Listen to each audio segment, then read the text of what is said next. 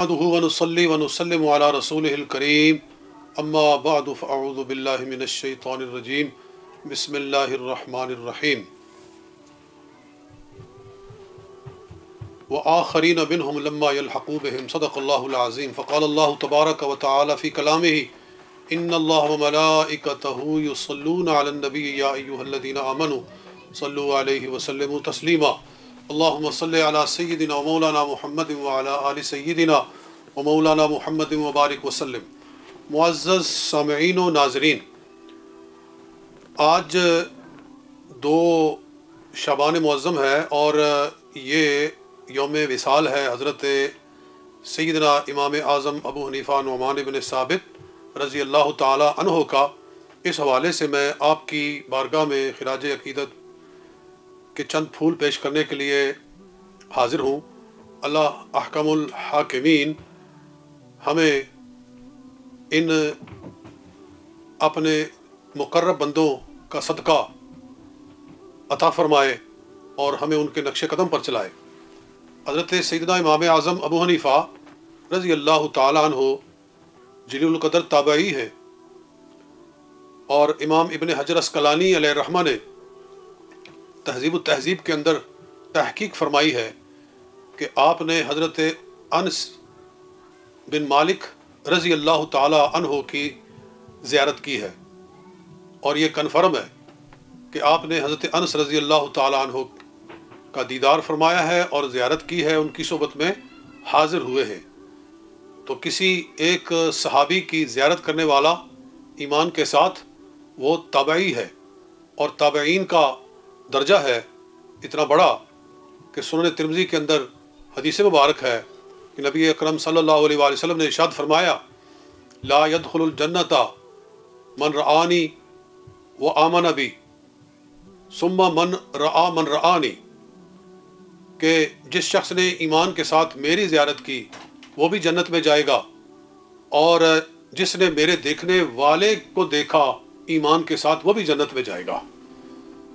اور دیگر محدثین کے مطابق آپ نے حضرت انس رضی اللہ تعالیٰ عنہ کے سوا اور بھی متعدد صحابہ کرام کی زیارت اور صحبت حاصل کی ہے۔ تو آپ نہ صرف یہ کہ تابعی ہیں بلکہ اجلہ تابعین میں سے ہیں، اور آپ کا یہ بھی شرف ہے کہ آپ کے والد گرامی حضرت ثابت رضی اللہ تعالیٰ، آپ کا اسم گرامی ہے نعمان بن ثابت، آپ کے والد گرامی کا نام ہے حضرت ثابت رضی اللہ تعالیٰ عنہ۔ حضرت ثابت جو تھے ان کو مولا علی المرتضیٰ شیر خدا رضی اللہ تعالیٰ عنہ کی جھولی میں رکھا گیا تھا۔ کوفہ کے اندر جب مولا علی المرتضیٰ شیر خدا رضی اللہ تعالیٰ عنہ تشریف لائے تو حضرت ثابت جو تھے جناب امام ابو حنیفہ کے والد گرامی، ان کو پیش کیا گیا تھا جناب حیدر کرار رضی اللہ تعالیٰ عنہ کی خدمت میں، اور ان کو ان کی جھولی میں رکھا گیا۔ فدعا لہ بالبرکۃ فیہ وفی ذریتہ، تو جناب حیدر کرار داماد مصطفیٰ تاجدار اہل عطا جناب حضرت حیدر کرار رضی اللہ تعالیٰ عنہ نے دعا فرمائی تھی کہ اللہ اس بچے کو بھی برکت عطا فرما اور اس کی اولاد کو بھی برکت عطا فرما۔ تو گویا وہ جو برکت کی دعا جناب حیدر کرار نے فرمائی تھی وہ نصیب ہوئی حضرت امام ابو حنیفہ کو، اور اللہ تعالیٰ نے ان کی زبان سے علم و حکمت کے وہ چشمے جاری فرمائے اور فقہ اسلامی کے وہ دریا بہائے کہ آج تک زمانہ ان سے استفادہ کر رہا ہے اور تا قیامت استفادہ کرتا رہے گا۔ یہ کس نے لکھا ہے؟ تاریخ بغداد میں حضرت خطیب بغدادی نے اپنی تاریخ بغداد کے اندر اپنی پوری سند کے ساتھ اس کو لکھا ہے کہ فرمایا آپ کے پوتے نے کہ ولد جدی فی سنت ثمانینہ، کہ میرے دادا جان یعنی حضرت امام ابو حنیفہ سن 80 ہجری کے اندر پیدا ہوئے۔ وَذُهِبَ ثابت، اور جو ان کے والد تھے حضرت ثابت ان کو لے جایا گیا الی علی بن ابی طالب رضی اللہ تعالی عنہ وهو صغیر، اور اس وقت وہ بچے تھے۔ فدعا لہ بالبرکۃ فیہ وفی ذریتہ، تو آپ نے ان کے لیے ثابت کے لیے اور ان کی اولاد کے لیے برکت کی دعا فرمائی تھی۔ تاریخ بغداد جلد نمبر 13 صفحہ نمبر 325۔ تو یہ شان ہے حضرت سیدنا امام ابو حنیفہ رضی اللہ تعالی عنہ کی۔ آپ کا دین کے اوپر تسلط اور استقامت اور دنیا سے نفرت اور بادشاہان وقت سے آپ کا بے تعلق ہونا اور دنیا کی آسائشوں کے لیے بادشاہوں سے نفع حاصل کرنے کی کوشش نہ کرنا اور ان سے دور رہنا، یہ مشہور زمانہ ہے۔ اور تاریخ بغداد کے اندر ہی یہ واقعہ موجود ہے کہ جب حضرت امام ابو حنیفہ کو حکومت وقت نے گرفتار کر لیا، آپ جیل میں تھے، آپ کو جیل میں ابو جعفر منصور نے، خلیفہ ابو جعفر منصور نے، عباسی خلیفہ نے آپ کو جیل سے اپنے پاس بلایا۔ اب بندہ جو جیل میں ہو وہ تو کوشش کرتا ہے کہ کسی نہ کسی طریقے سے میری جان چھوٹے اور میں باہر نکلوں، لیکن قربان جائے امام ابو حنیفہ کا صبر، حوصلہ، استقامت، کہ آپ کو جیل سے بلا کر بادشاہ اپنے سامنے بٹھا کر ان سے کہہ رہا ہے کہ آپ عہدہ قضا قبول کریں، یعنی سب سے بڑا قاضی، چیف جسٹس پوری خلافت عباسیہ کا، اور خلافت عباسیہ اس زمانے میں دور و دراز تک پھیلی ہوئی تھی۔ جو عباسی خلیفہ تھا وہ ایسے تھا جیسے آج کہہ لے کہ امریکہ کا صدر ہوتا ہے، کہ دنیا بھر میں اس کی دھاک ہوتی ہے اور اس کے حکم کو لیا جاتا ہے۔ تو آپ کو بادشاہ وقت بلا رہا ہے اور آپ کو کہہ رہا ہے کہ عہدہ قضا قبول کرو، تو کہتے ہیں فابا علیہ، آپ نے انکار کر دیا، فحبسہ، تو آپ کو دوبارہ جیل میں بھیج دیا گیا۔ ثم دعا به یوما، پھر بلایا ایک دن، فقال اترغب عما نحن فیہ، تم اس سے کیوں انکار کرتے ہو، اس عہدے سے جو ہم تمہیں پیش کرتے ہیں؟ تو آپ نے کیا خوبصورت جواب دیا، آپ نے فرمایا لا اصلح للقضاء، میں قضا کی صلاحیت ہی نہیں رکھتا، جی میں قاضی بننے کی صلاحیت نہیں رکھتا۔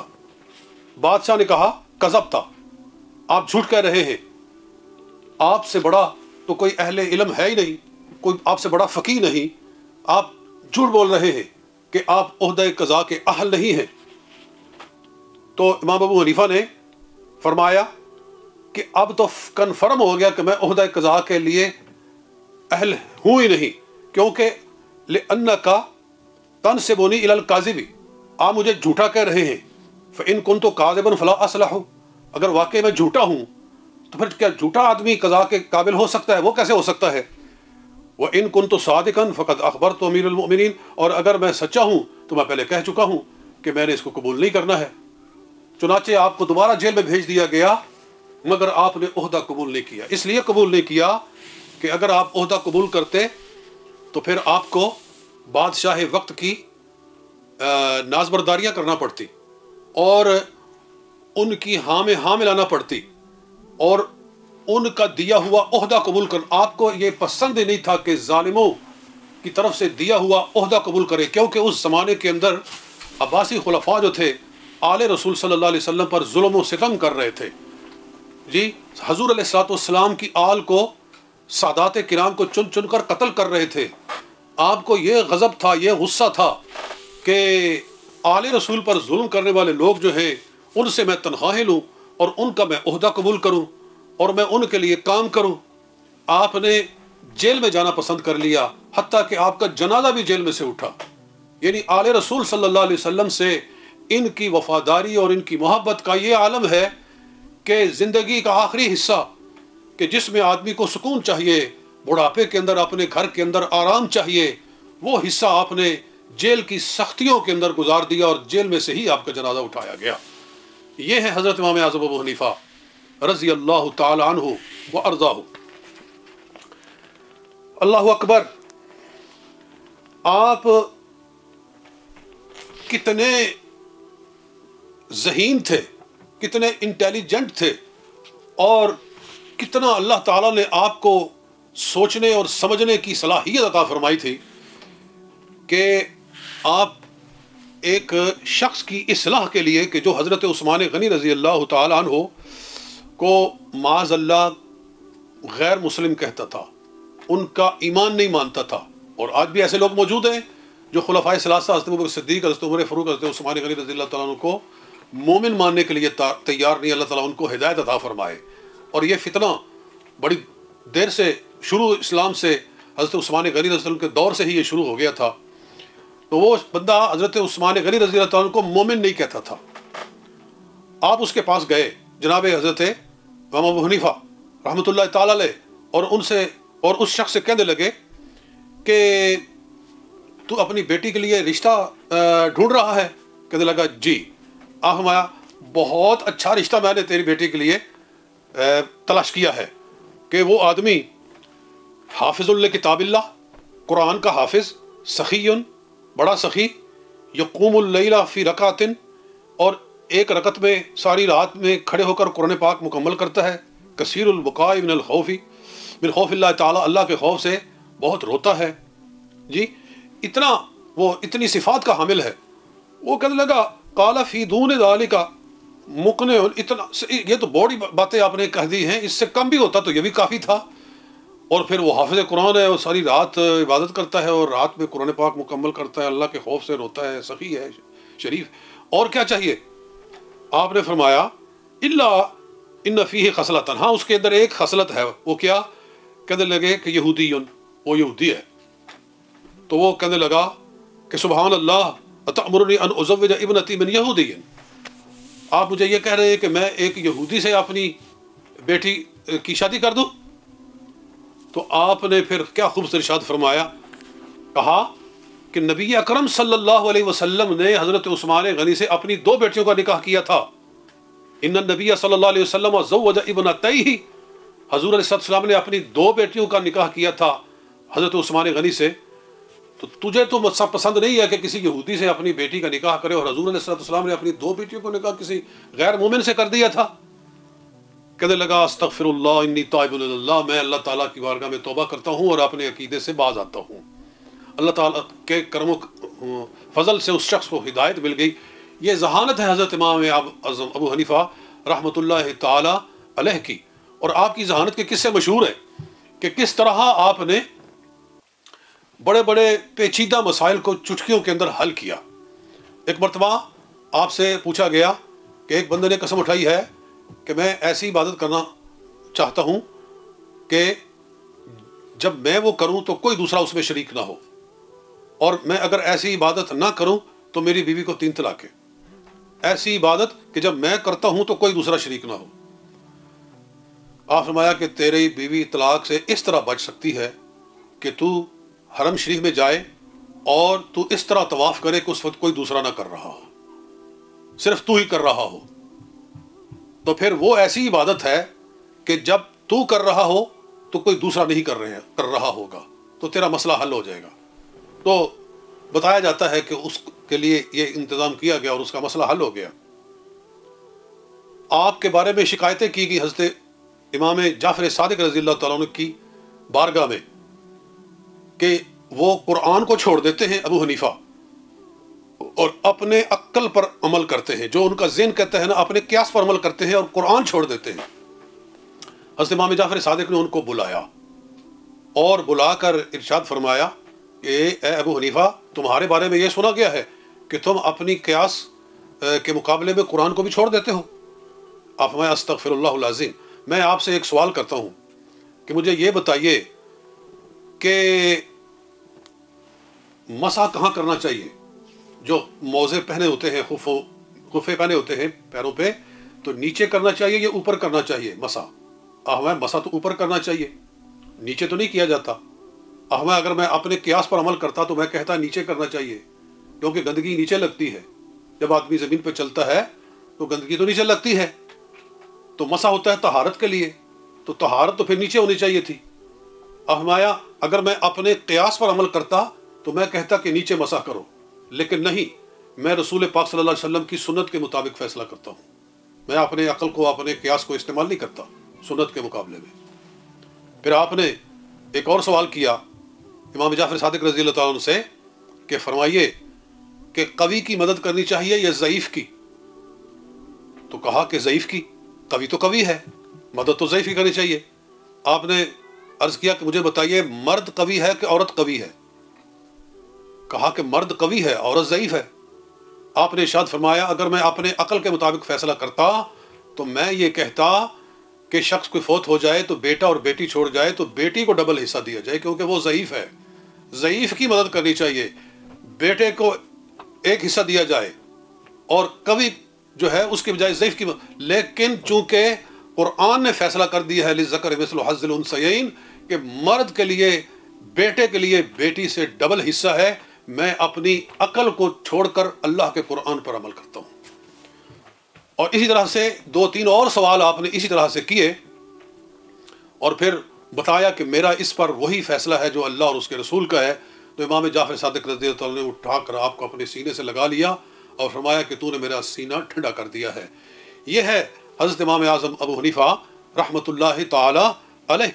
جی اللہ تعالیٰ امت کو آپ کے نقش قدم پر چلائے۔ آج دیکھیے میں ایک آپ کی عظمت بیان کرنا چاہتا ہوں کہ اس وقت دنیا میں 2 ارب مسلمان قریباً بستے ہیں، جی یعنی اکراس دا گلوب، پوری دنیا کے اندر جو مسلمان رہتے ہیں تو 2 ارب مسلمان ہیں قریباً، اور نصف سے زیادہ آبادی مسلمانوں کی امام اعظم ابو حنیفہ کی فقہ پر عمل کرتی ہے۔ جی باقی جو شافعی، حنبلی اور مالکی ہیں وہ قریباً چوتھائی حصے میں یا ثلث میں آتے ہیں، اور 2/3 حصہ مسلمان امت مسلمہ کا وہ امام ابو حنیفہ کے نقش قدم پر چل رہا ہے۔ اللہ تعالیٰ نے آپ کی فقہ کو وہ قبولیت عطا فرمائی ہے کہ پورا بر صغیر فقہ حنفی پر عمل کرتا ہے سوائے چند اکا دکا لوگوں کے، اور اسی طرح پورا بلاد ترکیہ اور یہ علاقے جو کہ رشیا سے آزاد ہوئے ہیں، آذربائیجان اور قازقستان اور یہ دیگر علاقے جو ہیں، یہ ان سب کے اندر فقہ حنفی چل رہی ہے۔ اور اسی طرح افریقہ کے اندر کوئی ایسا بر اعظم نہیں جہاں لاکھوں کروڑوں کی تعداد میں امام ابو حنیفہ کے مقلدین موجود نہیں ہیں۔ اللہ تعالیٰ نے آپ کو شان عطا فرمائی ہے۔ تو میں تھوڑے سے وقت میں آپ کی بارگاہ میں یہ خراج عقیدت پیش کرنا چاہتا تھا۔ اللہ تعالیٰ آپ کی ہمیں روز قیامت شفاعت نصیب فرمائے۔ ایک بڑی خوبصورت بات ہے کہ حضرت داتا علی حجویری رحمۃ اللہ تعالیٰ علیہ نے، آپ اولیاء کاملین میں سے ہیں، آپ نے اپنی کتاب کشف المحجوب شریف کے اندر ارشاد فرمایا ہے کہ میں جب شام گیا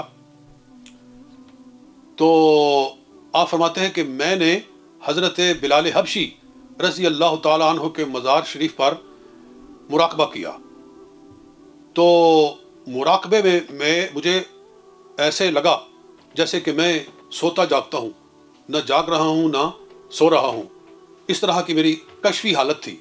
تو حالت کشف کے اندر مجھے رسول پاک صلی اللہ علیہ وآلہ وسلم کی زیارت نصیب ہوئی، تو میں نے دیکھا کہ آپ نے ایک بوڑھے شخص کو اپنی جھولی میں رکھا ہوا ہے اور اس کے ساتھ اظہار محبت فرما رہے ہیں۔ تو میں نے عرض کیا یا رسول اللہ صلی اللہ علیہ وسلم، یہ کون خوش نصیب بندہ ہے جس کو آپ نے اپنی جھولی میں بٹھایا ہوا ہے؟ تو آقا کریم صلی اللہ علیہ وآلہ وسلم نے ارشاد فرمایا یہ میری امت کے امام ابو حنیفہ ہیں۔ تو مجھے بہت رشک آیا اپنے اوپر کہ الحمدللہ میں بھی آپ کی فقہ پر عمل کرتا ہوں۔ یعنی حضرت داتا علی حجویری رحمۃ اللہ تعالیٰ علیہ آپ بھی حنفی اولیاء اللہ میں سے ہیں، اور پھر فرماتے ہیں کہ اس خواب سے میں نے ایک معنی نکالا کہ جب حضور علیہ السلام نے ان کو جھولی میں بٹھایا ہے تو اس کا مطلب یہ ہے کہ حضور علیہ السلام کی ان پر خاص نظر عنایت ہے، اور وہ جو کچھ کہتے ہیں رسول پاک علیہ السلام کی مرضی کے مطابق کہتے ہیں۔ یہ آپ کی شان ہے۔ اللہ رب العزت ہمیں ان کے نقش قدم پر چلائے اور ان کے دامن سے وابستہ رکھے۔ وآخر دعوانا ان الحمدللہ رب العالمین۔